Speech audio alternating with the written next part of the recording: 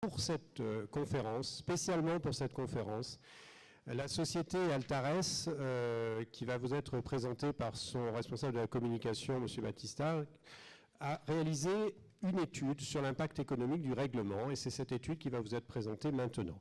Donc je vous laisse commencer à parler le temps que j'affiche la dite étude. Bien, alors, c'est pas vous qui avez fait l'étude, heureusement, parce que sinon on aurait frisé la catastrophe. Donc mon collègue, directeur des études, vous présentera les résultats. Donc effectivement, c'est une étude que nous avons lancée avec Nicolas Courtier, et vous en aurez la lecture dans quelques minutes. Donc, Altares Dun & Bradstreet, c'est une ETI française qui a racheté à Dun & Bradstreet, puisqu'ils font partie du réseau Dun & Bradstreet Network, qui est numéro 1 mondial des bases de données B2B. Nous avons repris très récemment le Benelux. Aujourd'hui, c'est une ETI qui fait 118 millions d'euros de chiffre d'affaires et qui compte à peu près, je te laisse faire, 420 salariés. On a 90% de nos clients sont des clients grands comptes. Nous essayons de pénétrer, et nous pénétrons petit à petit le monde de la PME. Et nous avons globalement, entre la France et le Benelux, 20 000 clients. Donc je sais qu'il y a des TGV, donc, certains, notamment mon collègue, doivent reprendre un train. Donc chaque année, nous investissons à peu près 250 millions de dollars dans nos bases de données. Nous avons 30 000 sources qui rentrent régulièrement dans nos systèmes. Et nous avons des informations en ligne sur 220 pays. Donc, comprenez très bien que la RGPD est quelque chose qui attire toute notre attention. Très régulièrement, ces bases sont mises à jour. Nous avons des informations publiques, nous avons des informations privées et nous avons des informations économiques qui rentrent régulièrement et qui sont mises à jour quotidiennement dans nos systèmes. Concernant les informations privées, nous avons notamment un observatoire des délais de paiement, ce qui nous vaut aujourd'hui de communiquer à Bercy et à la médiation des informations sur le comportement de paiement des grandes entreprises, puisqu'il y a eu un long débat en France, notamment en disant que les grandes entreprises ne payent pas mal les ETI payent mal les PME, etc. etc. Et c'est là que nous nous sommes aperçus que les PME se payent très mal entre elles aussi. Donc il n'y a pas que les gros qui posent problème. Donc nous intervenions dans plusieurs domaines, notamment la gestion du risque crédit client. Juste pour mémoire, le risque crédit client, c'est un tiers du PIB français. Pour la partie française, c'est 635 milliards d'euros de crédits interentreprises que les entreprises se prêtent gratuitement entre elles. Donc c'est la première source de financement en France. Et nous accompagnons les entreprises à surveiller leurs clients, justement pour éviter que ça dérape. Nous les accompagnons également sur l'international, dans le cadre du développement international, sur la gestion de leurs risques, mais également dans le cadre de développement et d'opérations commerciales. Quand je parle d'opérations commerciales, il s'agit d'identifier des opportunités d'affaires sur des nouvelles cibles, tant en France qu'à l'étranger. Voilà ce que je pouvais dire. Nous intervenons aussi sur les enjeux réglementaires, notamment auprès des banques, et sur toute la partie blanchiment d'argent, où très régulièrement les établissements financiers, pour ne pas les nommer, nous demandent régulièrement des informations sur les différents opérateurs avec qui ils sont amenés à contracter, tant en France ou dans le monde. Voilà. En ce qui concerne la présentation d'Altares, je vais laisser maintenant mon collègue vous donner lecture de l'étude, et je vous souhaite un bon après-midi. Merci Charles. Je vais juste rebondir, puisqu'il a eu l'expression des délais de paiement. Et on sent bien qu'il y a d'abord, les praticiens qui sont intervenus ce matin sont tous de très bonne qualité. Et pour aller circuler notamment régulièrement sur le site de la CNIL, les véhicules qui sont proposés sont tout à fait remarquables. Il demeure que les PME nous disent ne pas être très sensibilisés, pas être au fait, etc. Il y a aussi des questions de volonté. Et puisque Charles parlait des délais de paiement, nous sommes effectivement cette problématique parce qu'il y a eu une loi qui a été mise en place après une directive qui a été transposée évidemment. Cette loi, c'est la LME en 2009. Et puis, les entreprises s'y sont pas retrouvées. D'abord parce que malheureusement, la crise démarrait. Et puis parce que chacun voulait bien que ses clients les payent plus vite, mais rarement ces entreprises acceptaient de payer à leur tour les fournisseurs plus vite. Donc il a fallu faire plusieurs choses. D'abord de la pédagogie, mais aussi des sanctions. Et j'y pense parce qu'on en a parlé beaucoup ce matin et que j'entends que nous nous en plaignons. Moi, je note simplement que les sanctions concernant les délais de paiement, ça s'appelle donc le name and shame, est une discipline qui a été mise en place fin 2015. Il a fallu attendre donc 2016 pour savoir que la réglementation ou la loi de 2009 pouvait enfin apporter quelque chose de remarquable. Donc il ne faut pas avoir peur, au moins pour éveiller la curiosité, de parler de sanctions. Ceci étant dit, donc j'en arrive à la méthodologie rapidement. Donc nous avons élaboré avec Nicolas un questionnaire posé à des entreprises de 200 salariés et plus. Quand je dis entreprise, ce n'est pas tout à fait vrai, puisqu'il y a des entreprises du secteur privé, mais il y a aussi des organismes publics. Ces structures-là donc, sont de secteurs tout à fait différents. Il y a évidemment des structures dont vous verrez, vous savez sans doute, qui sont plutôt prêtes et donc de fait plus enclines à répondre que d'autres. C'est notamment les entreprises du secteur de la finance, de la banque, mais il y a aussi beaucoup de réponses sur le secteur de la santé, sans pour autant qu'elles soient prêtes, mais on voit bien que là on est sur une sensibilité forte à répondre de ces contraintes-là. Un chiffre de message, je vais la jouer Colombo, je vais donner la réponse tout de suite, mais comme ça permettra à ceux qui veulent partir de partir en ayant les informations. Alors un chiffre, c'est 1 sur 2 ou un taux. La moitié nous disent c'est un sujet dont il va falloir qu'on s'occupe. Ça ne vous surprend pas. La moitié des répondants répondent ça, mais autant, la moitié, nous disent c'est un mal pour un bien. Vous le verrez tout à la fin de la présentation. Et ça, c'est plutôt encourageant parce que les personnes qui ont répondu, ce ne sont pas des personnes morales, ce ne sont pas des entreprises, ce ne sont pas des hôpitaux, ce sont des hommes et des femmes, ce sont des parents, pères, mères de famille, qui sont évidemment concernés au quotidien par cette question-là. Et donc il y a une sorte de schizophrénie à penser que c'est à la fois un règlement indispensable, mais à la fois, quand j'ai passé la porte de mon bureau, j'ai une autre attitude, un autre comportement, et l'arbitrage financier prévaut. Il faut que j'aille convaincre mes financeurs, mes investisseurs ou mon board à mettre en place ce règlement. On va aller très vite, je me rapproche parce que je vois mal d'ici, excusez-moi. Donc, première question, nous avons demandé aux entreprises comment elles qualifieraient le RGDP dans le cadre de leur organisation. La moitié, donc on vient de le voir, répondent que c'est un sujet dont il va falloir qu'elles s'occupent. Mais ça veut dire qu'il y a autant d'entreprises, notre moitié, pour lesquelles la réponse est différente et pas toujours contraignante. Un quart nous disent que c'est une opportunité pour développer de bonnes pratiques. Un quart, c'est pas mal. Mais il y en a quand même près d'un tiers, 9%, un peu moins, qui le voient comme un risque pour leur business. Un risque parce que, évidemment, il va falloir mettre un peu d'argent et beaucoup de temps. Et on vient de le dire, changer les comportements. Et donc, pour certains des acteurs, parce qu'encore une fois, quand on parle des grandes entreprises ou des relations transfrontalières, on parle d'entreprises qui sont généralement ou organisées ou habituées. Je peux vous garantir que les PME de notre économie, et il y en a beaucoup, puisque c'est l'essentiel de notre patrimoine économique, ce sont des entreprises qui sont désemparées. Et elles, pour le coup, passer du temps sur la mise en œuvre de ce règlement, c'est autant de temps qu'elles craignent ne pas pouvoir passer avec leurs clients.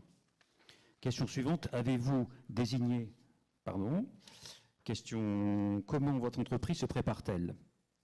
Alors encore une fois, on est des garçons positifs, donc on va retenir ce qui va bien. Et donc il y a quand même des entreprises qui sont déjà sur une phase donc, qui a démarré, et si elles n'ont pas démarré, elles vont démarrer donc très vite. Parmi celles qui ont démarré, donc on en a 37%. Pardon. On a donc 37% qui disent avoir démarré la phase 2.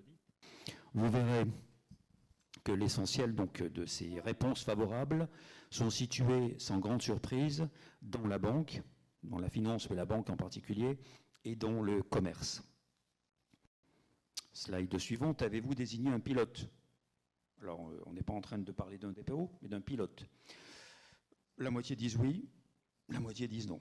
Encore une fois, ceux qui répondent favorablement, ce sont les structures de la finance, de la banque et du commerce. Tout ça n'est pas d'une grande surprise, mais il faut le mesurer. Slide suivante. Avez-vous un budget alloué?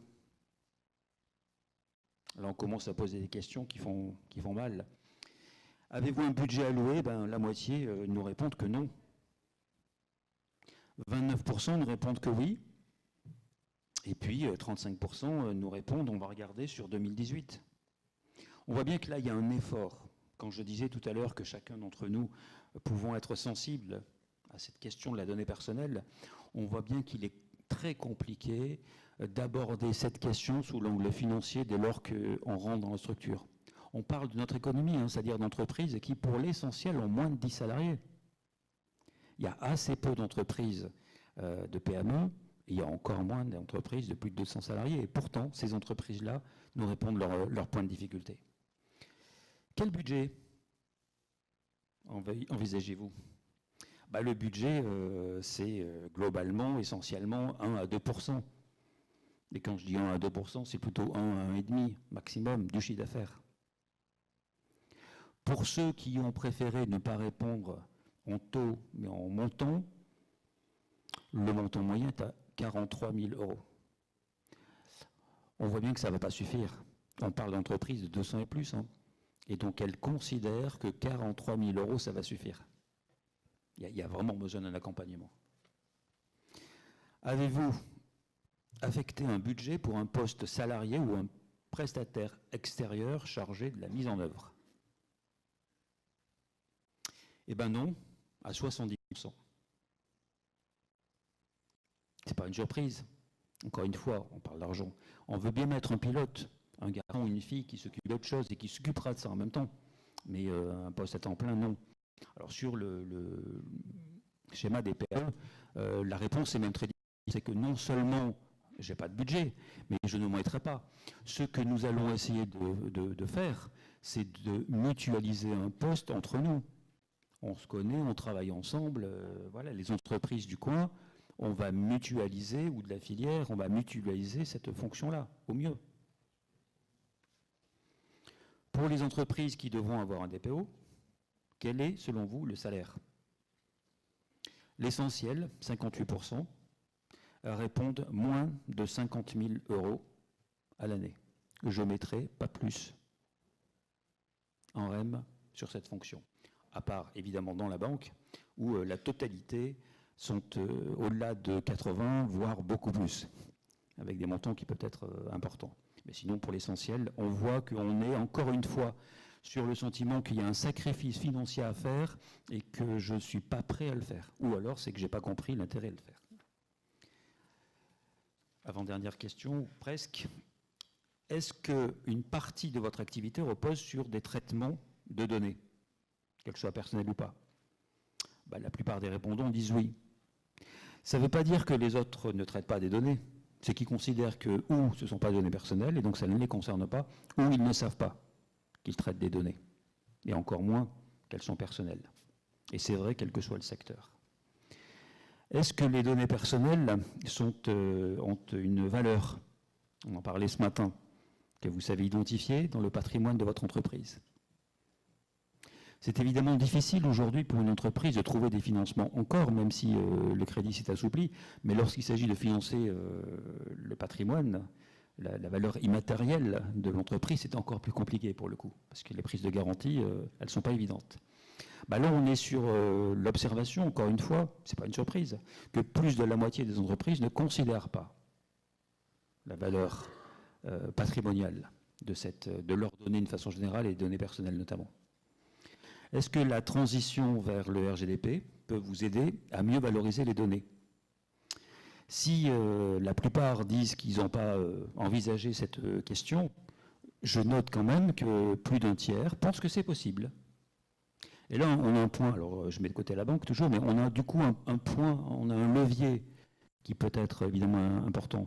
Si on lève l'effet contrainte qui va conduire à ce que je refuse de discuter de ce sujet et qu'on amène le contact à envisager un ROI, une meilleure connaissance de son fichier client, une meilleure connaissance de ses clients, de sa façon de travailler, là pour le coup, il y a évidemment un intérêt de business qui va lui donner de l'écoute. Un meilleur traitement des données personnalisées de votre entreprise peut-il être une source de profit? Eh bien oui, assurément, ou probablement à 35%. C'est pas rien. C'est sur ces parties-là qu'il faut capitaliser. Encore une fois, il y a un point d'amorçage qui est évidemment compliqué aujourd'hui parce que tout n'est pas réglé, mais les conseils ont évidemment un rôle clé à jouer pour embarquer toute cette population qui, de toute manière, n'a pas le choix que de mettre en place le RGPD, mais surtout que de comprendre l'intérêt qu'elles ont à le faire. Et je finis par verbatim sur les 3 types de réponses que nous avons reçues. D'abord, il y a ceux qui ne sont pas contents et donc qui disent que ce RGDP, c'est juste une catastrophe. Alors, j'ai pris évidemment les mots les plus convenables que je puisse partager avec vous cet après-midi parce qu'il y a quand même des réponses qui sont particulièrement tranchées. Bon, millefeuille législatif, vous l'avez bien sûr souvent entendu et là, c'est souvent revenu. Toujours plus de contraintes sans les moyens. Bon, on en parlait tout à l'heure, hein. Les moyens, c'est des moyens financiers, bien sûr, mais pas que, des moyens d'accompagnement. Je comprends le truc ou je ne le comprends pas, et si je ne le comprends pas, je n'arriverai pas à partager. Je n'arriverai pas à embarquer tout le monde. Il y a la question de, ok, c'est bon, on me demande de faire des trucs, mais mes concurrents indiens ou chinois, on ne leur demande pas la même. Pourquoi est-ce que je m'embêterais à faire ça? Je vais plutôt attendre de voir si une sanction tombe dessus, puis on verra à ce moment-là ce que je peux faire.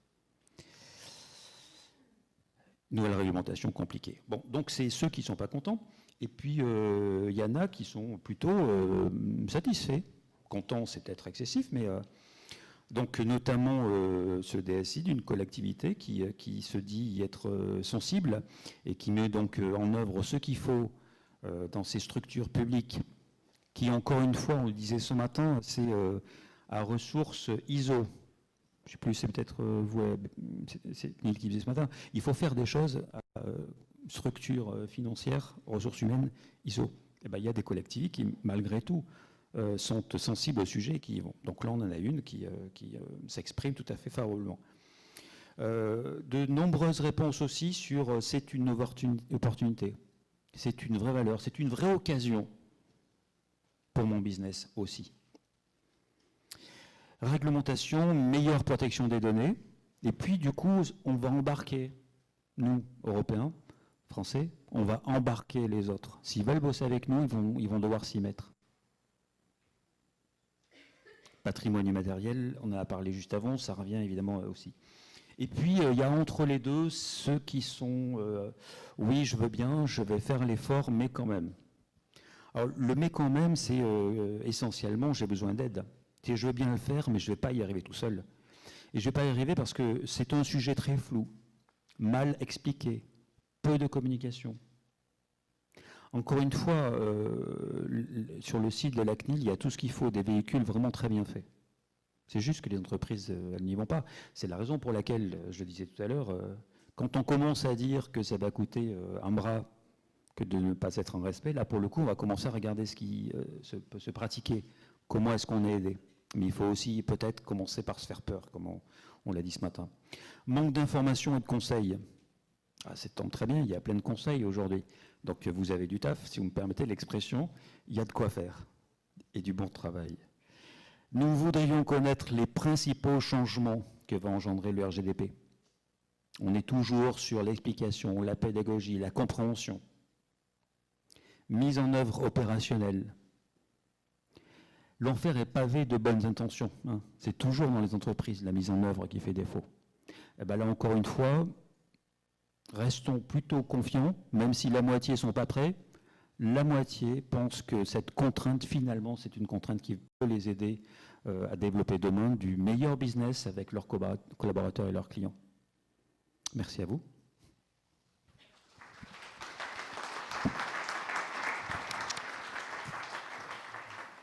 Thierry vous disait, vous avez la plupart des conseils qui sont dans la salle, beaucoup de travail. Et nous, si on peut donner un conseil aux chefs d'entreprise qui sont dans cette salle, c'est, en tant qu'expert, c'est de régler vos problèmes de base de données hétérogènes. Ça, c'est la première des étapes. Trop souvent, les entreprises ont des bases de données hétérogènes, la base client, la base fournisseur, la base comptable, etc., etc. C'est de faire une base homogène afin de vérifier qu'il n'y ait pas d'erreur dans les placards. Et donc, partant de là, vous aurez après, bien sûr, la possibilité de pouvoir travailler autour de la RGPD.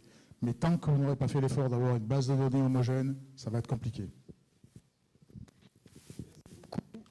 Si j'ai un micro qui marche. Merci beaucoup.